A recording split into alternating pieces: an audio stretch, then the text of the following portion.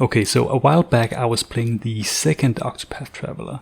In this game you play as 8 different characters who each have their own story and path actions that allows them to interact with the world in different ways. One of these characters is a merchant called Patricio, who grew up in extreme poverty after his father got swindled by a long-term business partner. Patricio's story is about him setting out on adventure to make it as a merchant and rid the world of the devil called poverty. The premise of this storyline made me kinda excited.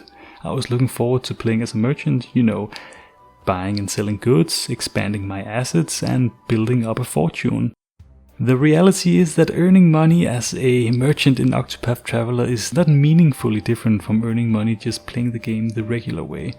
The best way to earn money is to fight monsters, find treasure and complete story objectives. And to be honest, the same goes for all 8 characters, which means that I was bamboozled by this game from the get-go.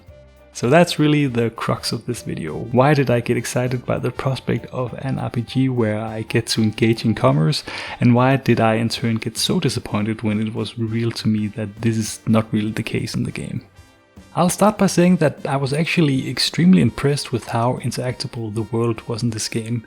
Every NPC can be used to gain items, learn new information, or even help you out in battle. Many problems in the game have clever solutions where you need to be aware of the different NPCs and the environments in the game world itself. Like, just as an example, if you go into this random house in the city of New Delsta, there's a man who's complaining about his neighbor, who's apparently being a huge nuisance by constantly bossing people around. If you visit the house next door, there is indeed a truly annoying little shit who starts bossing you around. You can indulge his request and the game basically goes, "Yeah, good job idiot, what did you expect?" But if we put our thinking cap on for a moment, there's more to this scenario than meets the eye. Certain characters have this ability to glean more information out of NPCs. With this we can learn that this kid has a father in the port city of Canalbrine. If we pop on over, we can indeed find a man who mentions having a spoiled son who has moved to New Delsta. So jackpot, we solved the wait, what were we doing again? So yeah, right, we were never actually issued a quest or anything for this, and nothing really happens when we talk to this guy. But it feels like we're onto something, so we hire the guy to get him to follow us and bring him back to New Delsta. And lo and behold, he rightly admonishes his failed son for being an annoying piece of shit and gives us a small reward for helping. Most side quests in this game are like this, requiring you to think about what you're actually trying to achieve and how your abilities can help you to do that. Most quests aren't more complicated than get X item or bring Y characters to a specific location, but the way they're tied to the world around you makes them feel much more like you're solving actual problems for real people. Sadly, none of these wonderful contextual mechanics tie into character-specific activities like merchantry for Patricio. This game has this amazing system for interacting with the world, but you can't use it for stuff that feels relevant for your character. So in the end, the setup for Patricio's story turns out to be a red herring. There's nothing to use your money on specifically as a merchant. You can't make investments or buy products for resale, despite it being a major part of the storyline. There are some money sinks that are necessary to advance Patricio's story, but they are entirely decoupled from the actual mechanics of money and trade. They are essentially a roadblock that gates your progression. And since the primary way of earning money is again tied to combat, it's mostly an indirect way to check that you are at an appropriate level to handle the next tier of combat encounters. That's not necessarily an issue in itself, but it kinda sucks for Patricio, since it might as well have been part of any other character's story. It even feels like the game recognizes the potential in the setup for Patricio's storyline, since he is the only character that gets unique side missions that tie into his role as a merchant. This is not surprising per se. Most games focus on making their core gameplay loop enjoyable. The more variance you introduce to that core loop risks diluting the experience of the thing you're probably gonna be spending most of your time on. For most games this is combat, with modern games usually having finely tuned systems for combat. But the flip side to this is that any narrative expression needs to be presented through the mechanics of combat. None of Patricio's story scenes actually have a compelling reason for why you're duking it out. His story is about inventions and big corporations. The frame for his conflicts are inside the bounds of laws and morals. But at the end of each chapter you need some big boss encounters, so a villain will always arbitrarily provide a fight. So even if I was sold on the role of merchant, what I was actually buying was more combat. I don't think it has to be this way. Most games already have a system for money, it's just rarely used in a satisfying manner. I don't even think you need to add more gameplay mechanics, since this is less a matter of complexity, but of how you frame money as an activity you partake in. As an example, in the Suikoden series, most towns have goods that you can buy for the sole purpose of reselling. There's no mechanical use for trading goods outside of these trade stations, but they have one important property that makes them extremely useful. The prices vary depending on your location. So you can buy something like salt for cheap in one town and then sell it for a profit somewhere else where the price is higher. It's an extremely simple system, but it's also one of the most memorable experiences I had playing the game. The simple fact that prices vary based on location and that cheap wares are often only available in appropriate areas made me much more aware of the environment in the game world. Suddenly I was planning out trade routes and factoring them into how I was playing the game. Alright, so I need to go to Two River City, but before that I should run by South Window and grab a crystal ball to make a slight detour to the Kobold Village, since they'll pay a lot for shiny objects. Oh, and while I'm there I should grab an ancient text, since those are really cheap here, so I can sell that basically anywhere else for a tidy profit. Oh, and mayonnaise sold for 500 puch in South Window, but here it's only like 100. I mean, that's a steal.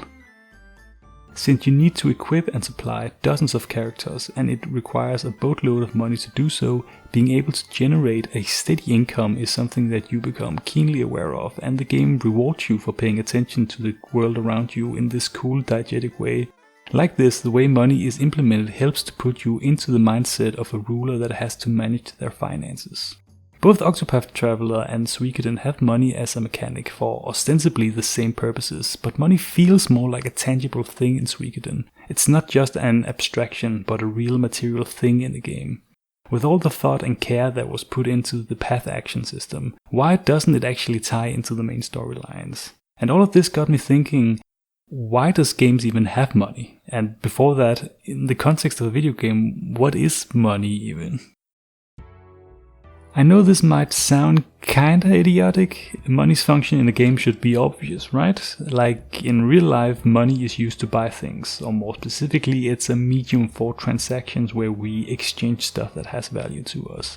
The thing is though, in many games you basically earn money passively from just playing through the game normally. You aren't exchanging anything or expending any effort into acquiring money. It's not like you weren't going to do the content anyways. The money was basically just a bonus, and I think this is one of the big pitfalls a game can stumble into. When the effectiveness of, say, equipment scales vertically, the items you buy early on becomes obsolete the moment you can afford the next tier.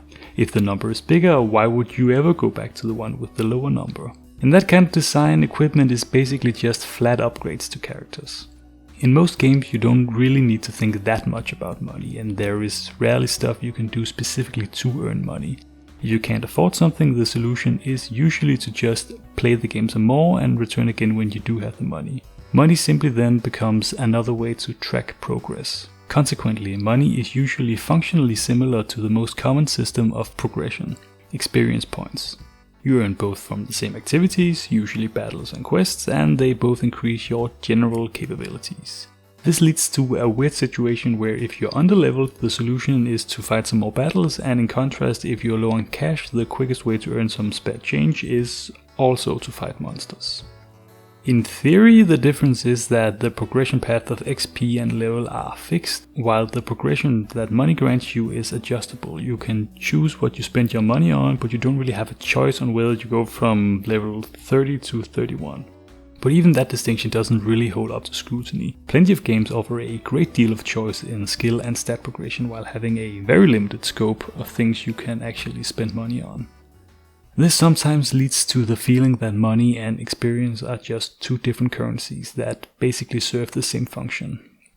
The culmination of this trend can be found in Yakuza 0. Here, money basically is experience. In contrast with other entries in the series, you don't earn experience points in Zero. If the Dragon of Dojima wants to improve his spin kick, then he needs to literally invest in himself. Money is everything in this game, from enemies exploding into piles of cash when you defeat them, to the end of chapter screens telling you that you earned enough to buy 38 private jets. Wait, how much time did I spend on this chapter? And while you can earn money by playing normally, the game actually does have a separate ecosystem for earning money through its side activities. If you really want to earn the big bucks, then you have to go and work a real job. Or invest in property and become a landlord if you consider that a real job. The merger of money and experience leads to interesting considerations for the player. Sometimes you'll be in a situation where you do have enough money to buy the next tier of abilities, but you have to consider whether it's actually affordable to you. Being too quick with purchasing abilities can tank your capability to generate more money, which slows down your future progress. Recognizing that money and XP are functionally similar and merging them together allows Yakuza 0 to make them both much more interesting and engaging than if they were separate currencies.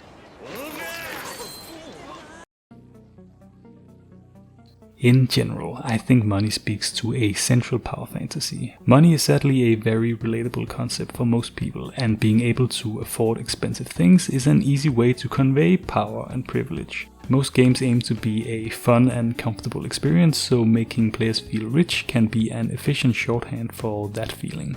I think of games that don't offer meaningful ways to earn money specifically as having passive income. In those games it can almost feel like you're on an allowance. Do I buy the fancy new sword now, or do I need to wait a bit? You're not actively engaging in the game's economy, but simply waiting for the moment in which you're able to buy the next thing. But when money is something you need to actively, consciously earn, it makes you prioritize and plan your spending. How much do I need this thing now? Can I make do without it? And could these funds be better used elsewhere? I personally find those kinds of considerations to be something that grounds me in the game's world and makes me actively engage with the game a lot more. Sometimes a game will hand out money and items as rewards for exploration. You go off the beaten path and discover a chest with a neat item in it or something. But I don't think this is actually much better. There's still no consideration behind it. As soon as I know that the game hides trinkets in its corners, I flip a switch in my mind that says, alright, I have to go hug every wall and every corner to make sure I don't miss anything. I don't know about you, but finding 9 gold inside a random house doesn't feel like a reward to me. It just means I'll systematically go around every house, in every town, and break down their furniture.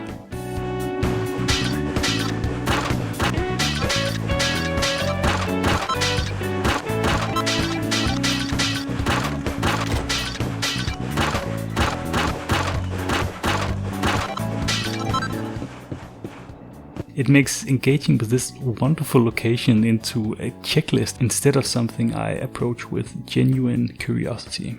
This is just another way of asking you to earn money by doing more content. The more you play the game, the more areas you can cover and the more rewards you will pick up. This is pretty much just another passive way to earn money. Whatever the spoils, we'll drop you a fat cut. You in? Money as mostly a reward for combat can generally lead to two different dynamics. If your need for money is generally satisfied from playing regularly, it basically acts as a budget you're awarded based on how far you progressed.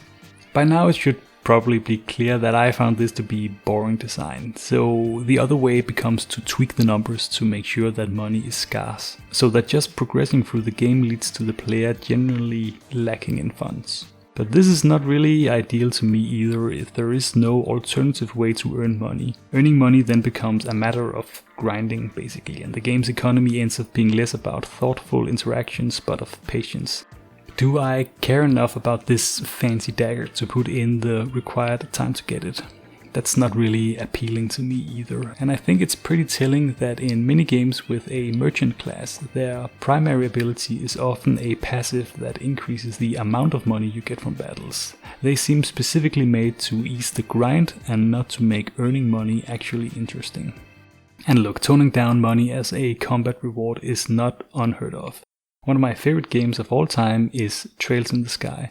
And one of the reasons why I like it so much is because it makes money feel real and important. Here monsters don't actually drop any money. You can earn money from fighting since they drop a resource called Sepith that you can convert into money. But this is generally not a good idea since you need Sepith to upgrade your character's capabilities. Instead you earn money by doing jobs. Yeah, you heard that right. Trails in the Skies' killer feature is tying money to doing work. The game is about becoming a bracer, basically a sort of adventure for hire in this setting. If you want to upgrade your equipment, then you need to take on some extra bracer jobs. This recontextualizes the side jobs that you do, since they're not just extra story or gameplay challenges, but something that you want to do so you're able to afford the fancy new gear. Battling random monsters still has a clear purpose in this design, since you are constantly in need of Sepith, so sometimes it can be worth your time to just duke it out with some wayside monsters to get those last few pieces of Sepith that you need for an upgrade. But since different monsters drop different kinds of Sepith, this is not just a mindless grind, but a considered activity that requires you to be aware of the differences between enemies and where you can find them. The genius in this design is that gaining new equipment comes something you consciously do. You go to the store, see that you can't afford the new staff for Estelle, go out and do some jobs for the guild, and then return to buy it. For me, this makes it feel much more earned than if I just picked it up after a battle. And it aligns my motivation as a player with the motivation of the characters you play as. In later games in this series, this dynamic largely disappears. For one, using Sepith becomes less important, since you're often directly rewarded the very things you previously had to use it to buy. Secondly, they introduce a new type of Sepith called Sepith Mass. Sepith Mass has no use outside of converting it into money. In other words, it's just money, but more convoluted. I'm honestly kind of flabbergasted by this change. Like, why not just have the monsters drop money then? Why this meaningless in between? A lot of the best upgrades in later Trails games are unique and can't even be bought at all. Not only does this devalue the stuff you can buy, but it also makes it impossible to plan ahead. Like, why should I go out of my way to buy an expensive upgrade if there is a large likelihood of it becoming obsolete by the stuff the game will reward me with anyways? Check it out! Free stuff! While I was writing the script for this video, I got around to playing Rogue Trader, a game set in the Warhammer 40k universe. In that game, they simply removed money entirely. Yeah, this is a CRPG by the people who cooked up Pathfinder the Excel sheet maker, and they made a game without money. That doesn't mean they removed merchants or the ability to buy and sell stuff, it's just that the player character is operating on the financial level of a small state. So keeping track of the 50 credits you used to buy a new gun just seems kinda silly when you're rich enough to have entire dynasties of people live and die in the bowels of your millennia-old starship. So instead of any specific currency, you have a profit factor that reflects how well you're doing economically.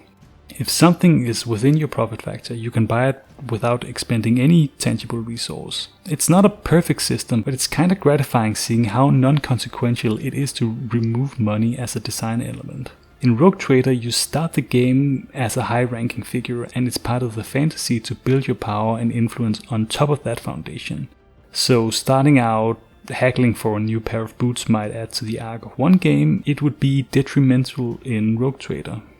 The removal of money as a mechanic makes your apparent wealth feel much more meaningful. In real life, someone living paycheck to paycheck is extremely aware of their bank balance, whereas wealthy people have the privilege of not having to think about that constantly. That feeling of being so rich that you don't even need to be aware of how much money you have and not even bothering to check the actual price of the stuff you buy does more to the fantasy of that game than any concrete amount of money could ever add. Maybe you forgot, but we're broke. Scarcity is important because a lack of resources is fundamentally something that drives players forward. An illustrative example of this is Disco Elysium. Disco Elysium is a game that is, among other things, about poverty. The detective you play as is not just a dirt-poor alcoholic that's trying to solve the recent murder in a rough part of town. You're also so dysfunctional that you literally start the game with no concept of what money even is, like on a conceptual level. While money and socioeconomics are a major part of the political themes in the game, money itself is not actually a significant gameplay mechanic.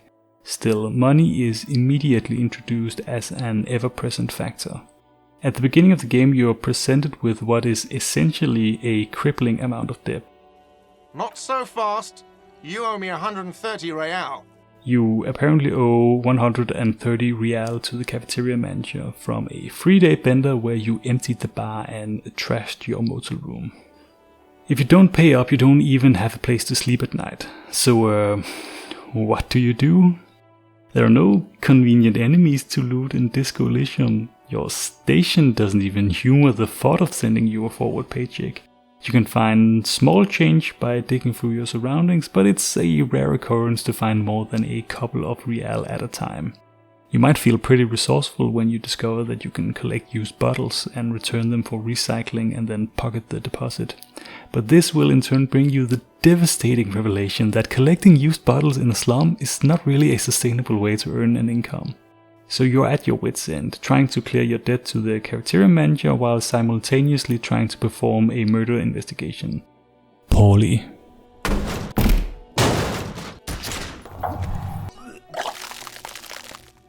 So you become desperate. You begin to beg the people around you for aid, and after pawning off the keepsakes of old women, you discover that this is way more profitable than cleaning the streets. But none of these people looked rich. What if we ask the corporal lady on the fancy boat? Yeah, she'll just pay off your entire debt. It's nothing to her. She doesn't even blink at your request for money. And while this feels good, you finally got this goddamn cafeteria manager off your ass. It also feels bad. Forget the indignity of begging for money from strangers when you're trying to act at least somewhat professional. Taking what amounts to a bribe from potential suspects jeopardizes the integrity of the entire investigation. You are trying to solve a murder here, remember? You want to do what's right, conduct your investigation, act professionally, solve the murder and so on. If not out of principle, then out of a desire to not disappoint your partner Kim. Even if you clear your initial debt, you still need money every day to continue to pay for your motel room and be able to buy all manner of helpful items you need in your investigation. Mechanically, asking for money and accepting bribes is an easy choice, but emotionally it's much harder. Money colors the way you interact and engage in the world. If you follow the logic of money too much, you end up making decisions that you might otherwise not have been comfortable with. But ignoring it forces you to make sacrifices. So you have all these interesting scenarios and emotional scenes that sticks with you, and again, just to reiterate, money is not actually a significant gameplay mechanic in this game.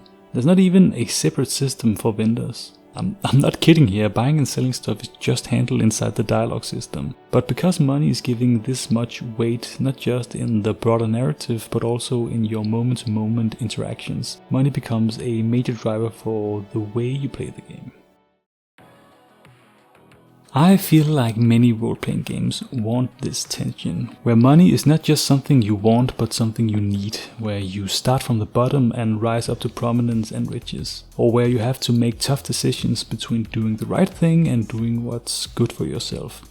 But in practice, money mostly just seems kind of like an afterthought, something you include because it's expected. I think we kinda take money for granted in games, and not to repeat myself, but we just saw Rogue Trader simply do away with money entirely. When I previously asked for what money is in video games, I kinda gave an utilitarian definition. Money as a tool that decreases friction in a system, something that, greases the wheel while being value neutral. But it might be obvious by now that I think this is the wrong way to look at it. In real life, money is extremely central to how we assign meaning to interactions, and this also holds true in games. Money is often presented as this one homogeneous thing. One $100 bill holds the same monetary value as any other $100 bill. But not all money is the same. For example, the money you got as a donation or as a gift has a completely different value to the one you got as a paycheck bonus. Most people would be much more inclined to spend the latter on frivolous luxuries than the former. Because while the monetary value might be the same, the social attachment that we have to different types of monies are not the same. The only true value these currencies actually hold is the meaning attached to the circumstances around obtaining them. And so when games generalize the method in which you acquire money, you've essentially flattened the values a player might attach to them. A great example of a game that keeps this in mind is Pathologic. Money is useful in the sense that if you have it, you can buy the supplies that keep you alive. But one of the first lessons the game teaches you though is that vendors are expensive and it's incredibly hard to acquire money. Money is basically a trap, since you can't afford to be dependent on it. If you spend money on all the different supplies you need to stay alive, you'll quickly become broke and die in a ditch somewhere, poor, hungry and sick. The genius in Pathologic is realizing that a lot of the junk that is worthless to vendors can be highly valued by the denizens of the town. Because different people value different things and nothing really has a defined true value. The worth of an item is entirely based on how much value someone else attaches to it. Figuring out what items are in demand by different groups becomes a central part of navigating the system and adds to the larger ecosystem of the world. It doesn't just add mechanical depth to the game, but also gives texture to both the city and its inhabitants, but also the individual items you can pick up. Every container you open is an exciting moment with a substantial impact on your current situation. Making traditional money less useful as a universal currency makes it much more valuable in a broader sense by giving it a more specific purpose in the ecosystem of the town. Money can be a powerful part of a game's design. Because it's so relatable, it can be used to convey very specific feelings, and if we go back to Patricio, I kinda get what it was that left me disappointed. The simple hook of wanting to rid the world of poverty, beating the evils of capitalism by outdoing it on capitalism, like that's sick as hell, and even if it's obviously a fantastic or unrealistic might be a better word here, but it's so much more relatable to me than saving the kingdom from the warmongering tyrant that killed my father. And you know, I get that it's probably too much to ask for that this one character I like should have a bunch of unique mechanics, but that's really the point here, right? Something as relatable as buying and selling stuff shouldn't need complex mechanics to be engaging. As I said in the beginning, this is honestly more a matter of how you frame it to me. It's simply not the thing you buy that's important, but the context in which you are doing so. And I'm not trying to say that money in games categorically sucks. Some of the examples in this video should demonstrate that, but a lot of time it really just kind of feels like an afterthought. I often look at the money counter and just begin to disassociate. I float away as I reevaluate what I'm doing with my life. It's one of those things where I get the feeling I'm wasting some opportunity. I have money, so I should use it for something, right? So I buy some expensive item more out of an obligation than anything else, as I say to myself, yeah man, don't worry, you're not bad at video games. There is not a single right way to use money in games. Different games try to evoke different feelings and responses from players, so not every game needs to be like Disco Elysium or Pathologic. A lot of games could probably just be improved by simply not including money at all. But I think there's a lot more to gain if games took money as a concept more seriously and gave it a place in their design that matches the importance we give it in real life. So if there's one thing you should take from this video, it's this. The next time you open a shop window in a game and are unsure whether you even want to buy anything really, think about why that is.